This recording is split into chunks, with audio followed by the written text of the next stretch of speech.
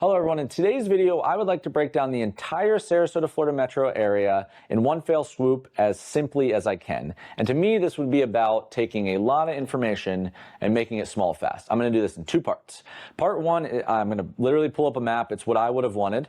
And I'm going to show you where is Sarasota, why does it matter, what is it to the state, what is it to its own area, and can you take one spot, one little point on a map and compare everything else against so that it gets easier with every step you take. Second part of the video, I'm going to walk through 3 to 4 real scenarios and say, if you like this and you are this person and you're trying to accomplish this, exactly where you could go to do it, how many options are there, and how I would go about it from my experience of doing it with other people before you. So hopefully at the end of this whole thing, you can sit back and say, oh, that's me. You can identify with one, and it allows you to basically kick the stone down the road without further conversation if you don't need it yet. I hope you enjoy that. My name is Adam Hancock. If we have not met, this is the Florida Relocation Guide, and let's begin. Okay, for part one of this video, I'm gonna do in essence what I think I would want if I was moving across the country and I didn't have a lot of context of what was going on in the area. We're gonna zoom in a little bit to begin this video because we're assuming all of Florida is not in play. Maybe you have experience in Miami, Jacksonville, Orlando, Panhandle, and you're saying, I really want Southwest Florida for whatever reason.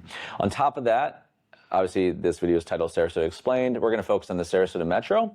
But just a real quick kind of like zoom in frame. Sarasota is basically bookended to the north by Tampa Bay, Florida, and to the south by Naples, Fort Myers. Naples, Fort Myers is more like Sarasota than Tampa Bay is, but they're all different from each other. Sarasota sits in the central proximity zone of that. The simplicity is that there's nothing really meaningful above Tampa Bay once you get into the Newport Richey, Brooksville area, and there's nothing really below Naples, south of Marco Island. It falls off into the Everglades in the water. Everything switches to the East Coast. The same for Tampa Bay. Everything basically, you have to go all the way to the Panhandle, so there's a big gap of land here, or it all goes east. So as we zoom in here, I think the easiest thing to do from an understanding standpoint is to find one constant of whatever town you're targeting and ping everything against that.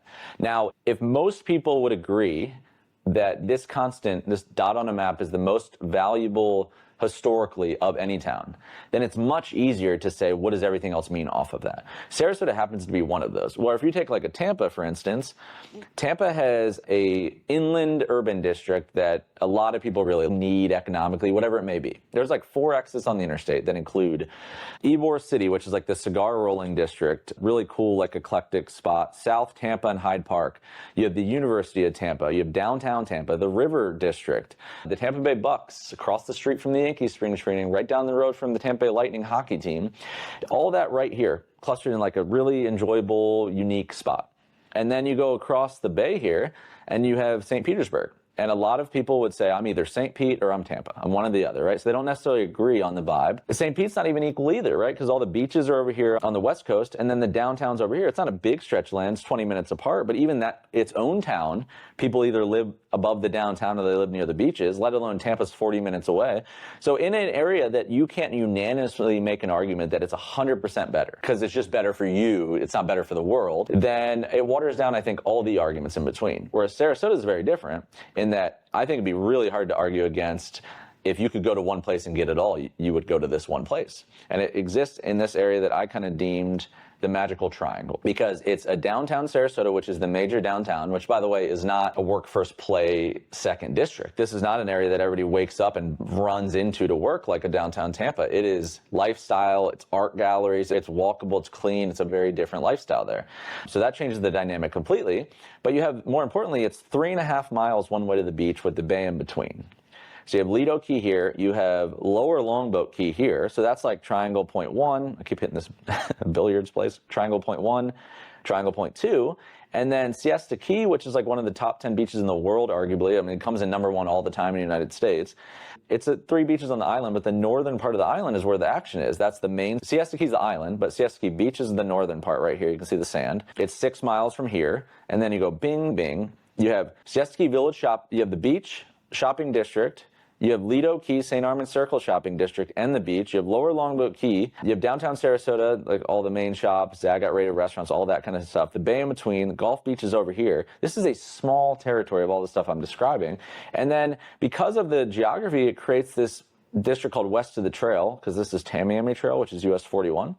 All of west of the trail isn't equal, because you could be west of the trail for a long period of time, but west of the trail with bridge access to everything I just described. So northern bridge here, southern bridge here. If you sit right here, Cherokee Park, probably my favorite neighborhood in the state of Florida, then you have non-HOA, single-family, wide street housing with access to everything. Because what you want to do for the most value, in my opinion, you don't want to be pigeonholed. If you're on the beaches, they're awesome, but it's a commitment. If you're in northern Longboat Key, that is your lifestyle.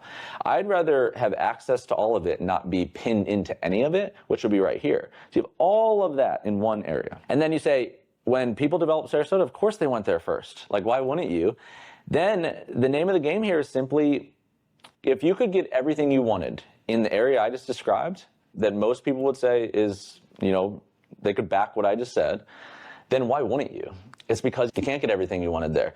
You might want that lifestyle, but do you want to live in a 1940s bungalow that you're going to pay double the price for what you would in the suburbs? Do you want to live in a $2 million condominium with high fees? Do you want to deal with that kind of lifestyle every day or not? Do you want new construction housing? Do you have a budget of $450? Not 1.5 million. And that's where it becomes a big thing of trade-offs, but it's intentional trade-offs. So everything on this map that you see here, if you end up in and you said, what are the pros and cons versus that first constant point? Because everything else is a variable, but that constant, what are the pros and cons against it, for it, etc. Then you basically say, like, I am going to take these 4 and let these 3 go. And for me, that's the best decision for me and my family. Then I think you can be at peace with any of your decisions. And this video I would deem successful if it accomplishes that. So that's part 1's goal. I'm going to give you a quick kind of 1-2 punch of how everything works city-wise real quick, which will make part 2 much more valuable. But in essence, regardless of what you see on the internet, this is a 2-county conversation. It's Sarasota versus Manatee. In my experience, no one's saying, I'm a Manatee County person or a Sarasota.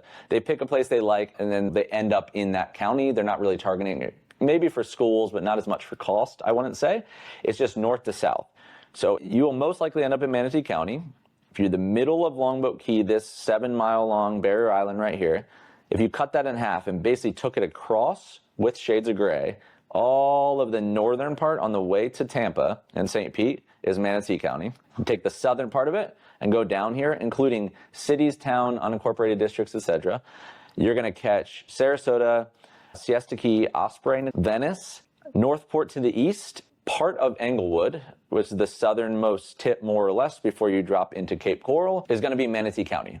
So what I'd like to do at this point over the next few minutes is, when I've been dealing with people relocating, which is basically all we're doing, we're like 99% out of state, out of country relocation to the area. So it's a lot of people that feel their own scenario is unique, but it's very rhythmic. I'm one person speaking to a bunch of different people that are all doing the same thing to me. They might end up doing 15 to 20 different things when they get here, but for the most part, they're only targeting 3 or 4, and they end up in one of these other because of cost, because of style, because of timing, something like that. In the second half of this video, what I would like to do is go through enough scenarios where hopefully you sitting back watching can choose one of these and say, that's me. That's close to what I think I want. And if that would allow you basically to take that one scenario and really shortlist the end goal here, because there's always going to be 2 or 3 versions of anything you're trying to do, whether that's coastal proximity, whether that's master plan, whatnot. But if you can say, like, this is most of my criteria in here, and you simply step back and say, what else should I be aware of before I end up making this decision, then a trip to town, further research, having a no regrets purchase on a house in a weird housing market, all of that becomes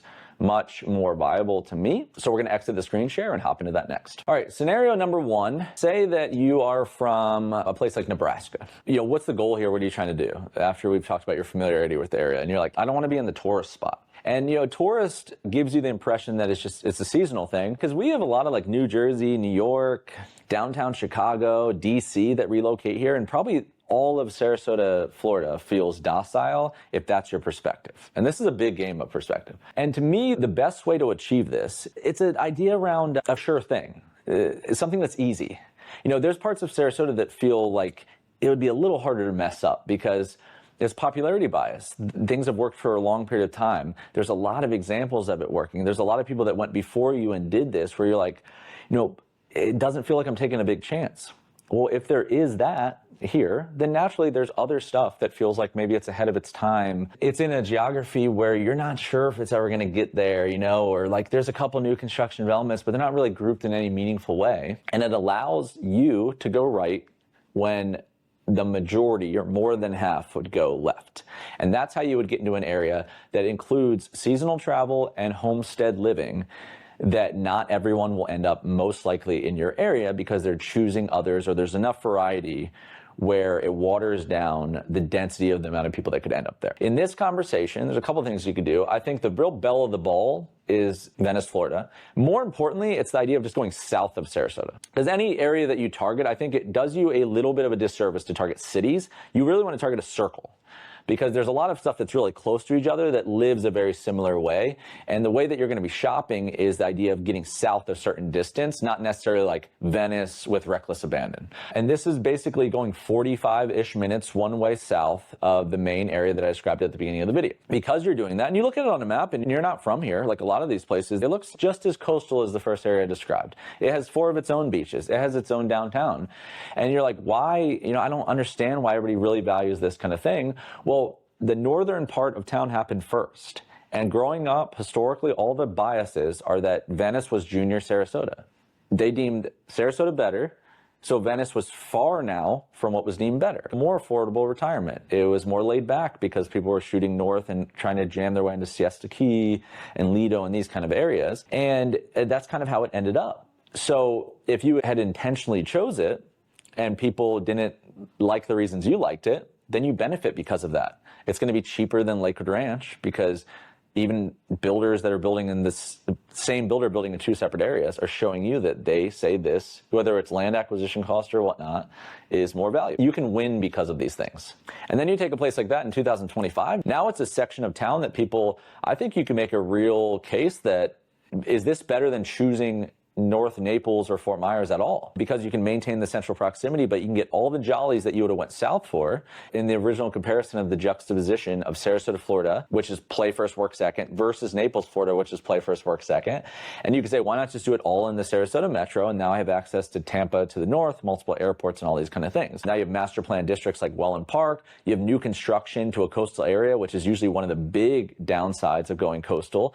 And you could say it's way more dangerous than it used to be. There's a few different examples, but the second major one I'd want to look at this level of the conversation of relocation would be the polar opposite. It's go all the way northwest to western mainland Bradenton. So a lot of Bradenton is like floats in the Lakewood Ranch conversation, but if you go all the way coastal and you're adjacent to Holmes Beach, Bradenton, Anna Maria Island, that area, then you kind of do a similar thing. You get basically a similar distance far-wise from the main thing I described in the magical triangle at the beginning of the video, but in opposite directions. And that's how you could say they both are cheaper or different because of that same reason. That's their commonality. But when you say, all right, if I could choose either one of these, why would I do one or the other? That's where lifestyle, physical aesthetic style, the coast you're close to. I mean, to assume that any coast is cool, like you just want to live near the water for water's sake, no one believes that. So do you actually like these beaches better than these beaches? And if you just imagine yourself going through that scenario and then saying, is there a third or fourth I should also look at, or is this done? Then you could get really dangerous right there. And then for the most part, if you come down here, and you might have described that kind of laid back thing to me. This is what I assumed you meant, and you might drive into these and be like, absolutely not. And you might lean towards the safe thing. Or you might go to both of these and know 100% that one of the two is right for you, because it's never going to be even close to equal if you look at these two.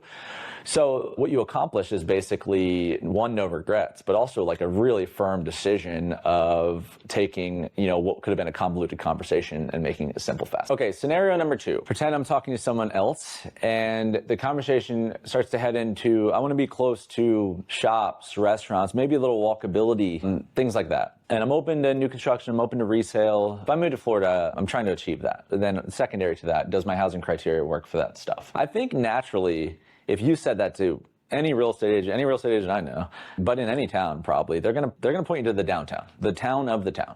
These are all the restaurants, all the cool stuff. You can have access to everything that you'd want to that makes this town great. And I think there's a lot of validity in that. Sarasota's no different.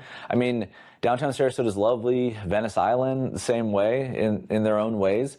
But again, in my experience, I think you got to ask yourself that same question. Are you willing to sacrifice, or you might not deem them as sacrifices, but I probably would. It's a trade-off at least, to be able to live in those spots.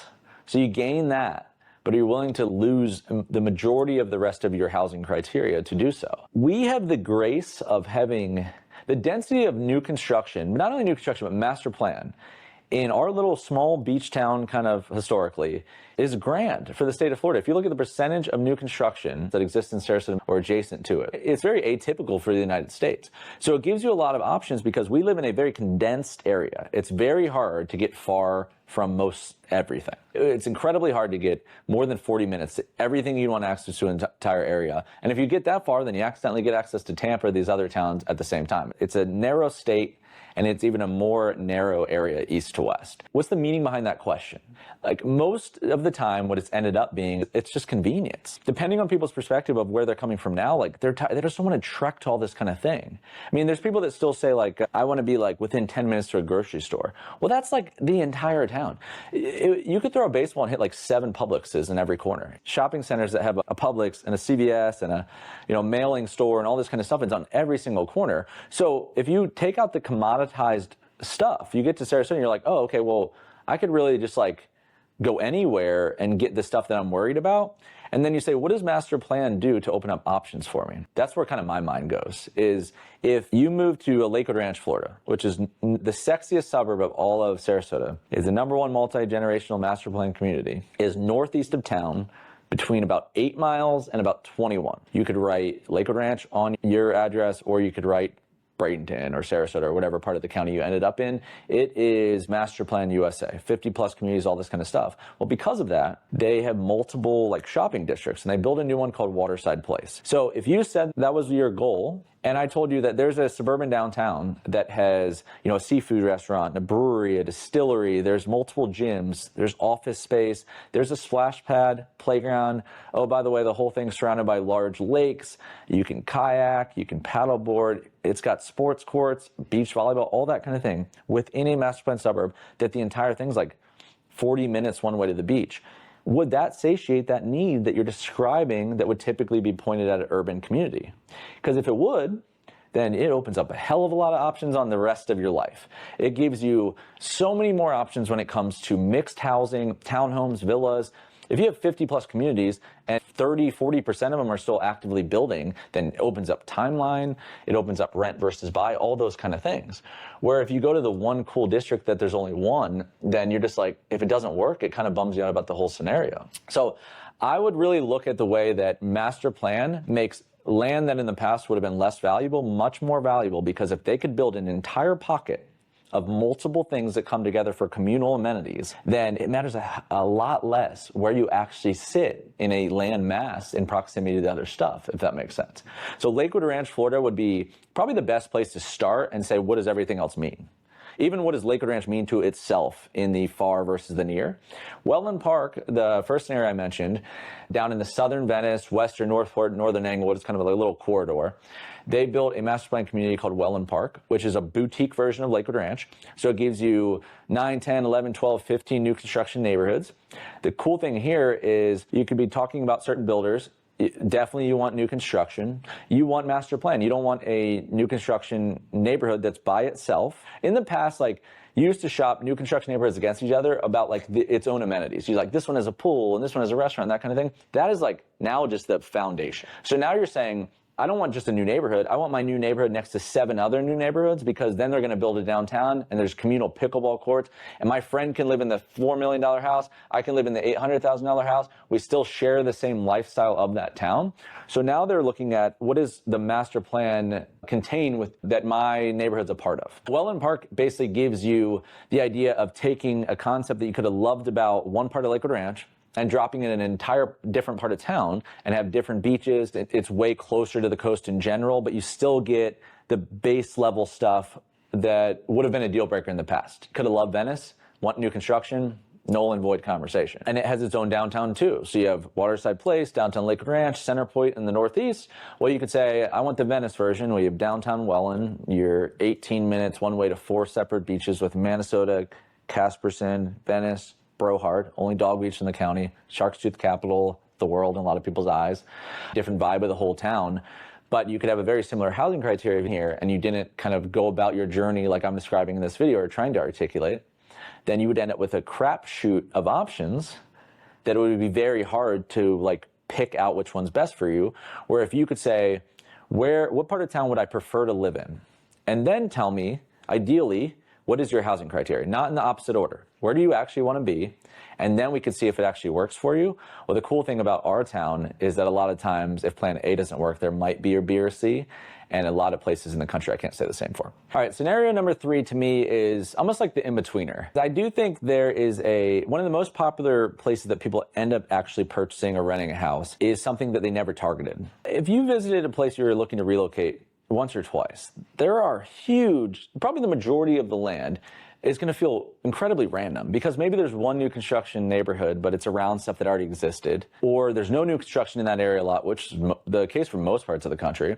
So imagine if you're visiting and you're trying to like figure stuff out and you're at the mercy of only looking at neighborhoods via resale homes on MLS. The perfect spot for you, if there was nothing for sale, there was no reason to look at it, there was no way to access the physical neighborhood, get inside the gates for any valid reason, then you just missed the whole point.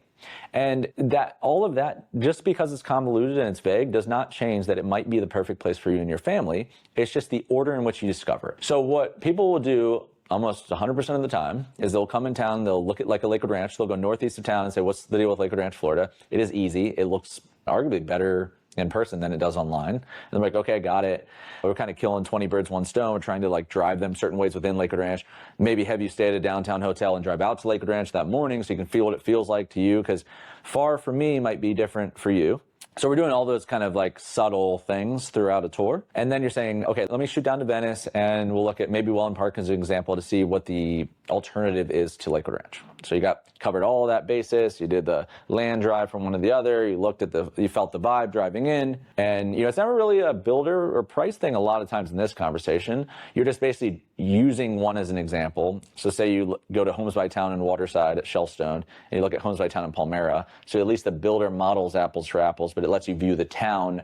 Because again, I'm just trying to find where everything's not a variable. Because then you don't know what you like or dislike. It's really about like the part of town. And then we're saying if you choose one, then you could do something similar in each of them. Yeah, especially if your criteria maybe sits you in the upper part of Lakewood Ranch. So it's not like it's 7 miles from town, it's like 18 miles one way. Both of these feel like a commitment. The reason that they are where they are is because you needed land and you're kind of at a loss of what to do, but what you did like is pieces of it.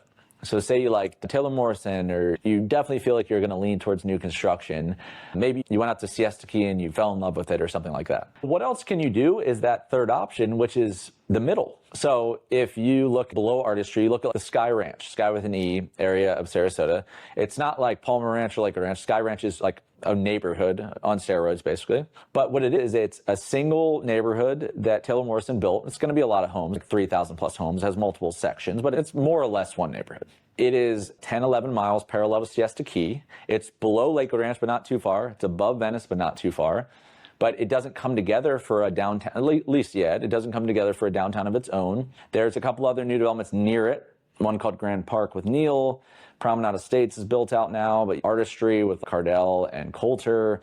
Worthington was built out a little bit before that. You had a medallion community called Waverly that was built out a little bit before that. If you wanted Central Sarasota and you didn't like Taylor Morrison, then you'd be like, okay, does Artistry work? But it's the same concept of geography. This is also how you'd end up in like a Palmer Ranch. A lot of people look at Palmer because of the internet presence. You get here in town, it's not going to feel like that because it was built out a long time ago. The Palmer Ranch was Lakewood Ranch before Lakewood Ranch. It's a bunch of new construction communities. Some just recently finished up. Some are still called Palmer, but they're not in that area, whatever it may be. But the old school Palmer Ranch is done. And, if you look at where all these are based, then the idea was I-75 is our major interstate system is here. And then our basically coastal interstate is Tamiami Trail 41.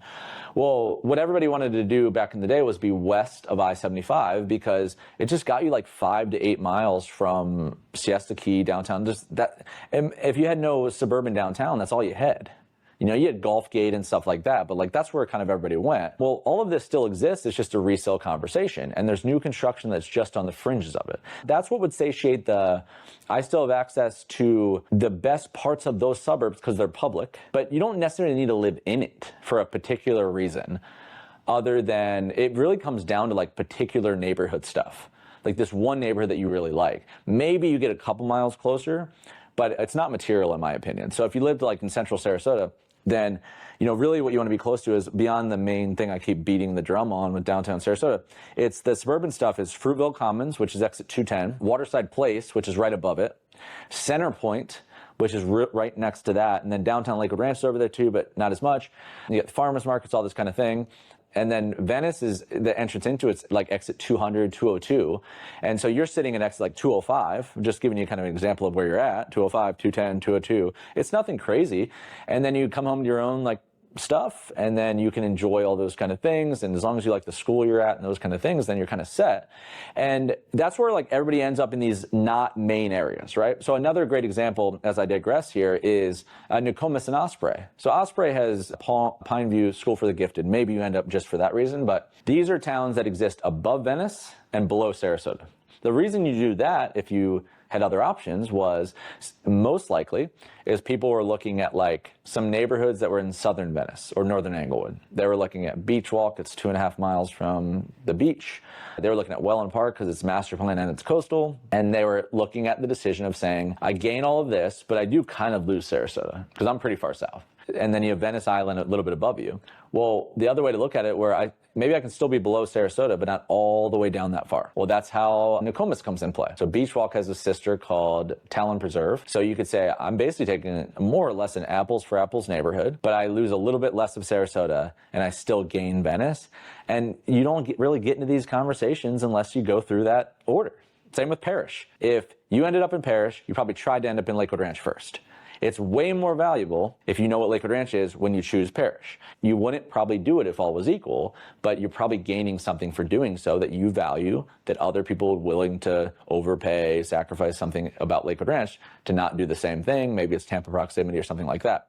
But my big argument here is there's a million other things you could choose after the first 3 or 4, but you should always choose them after you look at the first 3 or 4. All right, folks, that is a wrap for today's edition of the Florida Relocation Guide. I really hope you enjoyed the take. If you did, please consider subscribing to this channel here. Best way to just see what's coming next. We have a lot of great stuff planned for the balance of the year. Most Sundays and Wednesdays, 4 p.m. Central, 5 p.m. Eastern. Please consider reaching out. You can call, text, email. We have a calendar link you can schedule at your leisure. We have a really unique real estate brokerage. It's full service. We buy, sell, invest, all the normal stuff. But it's boutique in the nature of how it corresponds to this YouTube channel here. One, our density of relocation, not mutually exclusive to it, but how much we're doing what you're trying to do. It allows everything we've done before you arrive to benefit the person that hasn't done something yet, which is possibly you here watching the video. All the leverage with new construction builder incentives, the density at which we do a lot of sales in single neighborhoods, all that kind of stuff is always helpful for us to be able to relay that experience with you. So please consider that if any of that resonated with you. And then lastly, my main website, we have written word versions of the videos. We have audio only versions of the videos. We have all the relocation miscellaneous guides that we've created in the past exist on the free guides tab. We have a really nice 30-day newsletter. So we send one email newsletter every 30 days. I get 1 billion emails, I feel like, a day. So I am the last person to send emails that are unnecessary. So we send one every 30 days. And it's really a manifesto of everything that is valuable, but it also is in a 30-day loop. So it allows you to be a little bit more in real time than these videos can entail. But it's just about that there's a lot of good information that can be consumed in a lot of different ways. And I'm trying to circle around where each of our different things that we do hopefully add incremental or alternative value than long form YouTube videos. So it's kind of an ecosystem that collides. So check any of that out. If you don't do any of that, I appreciate you consuming any of my content. We'll see you on the next one.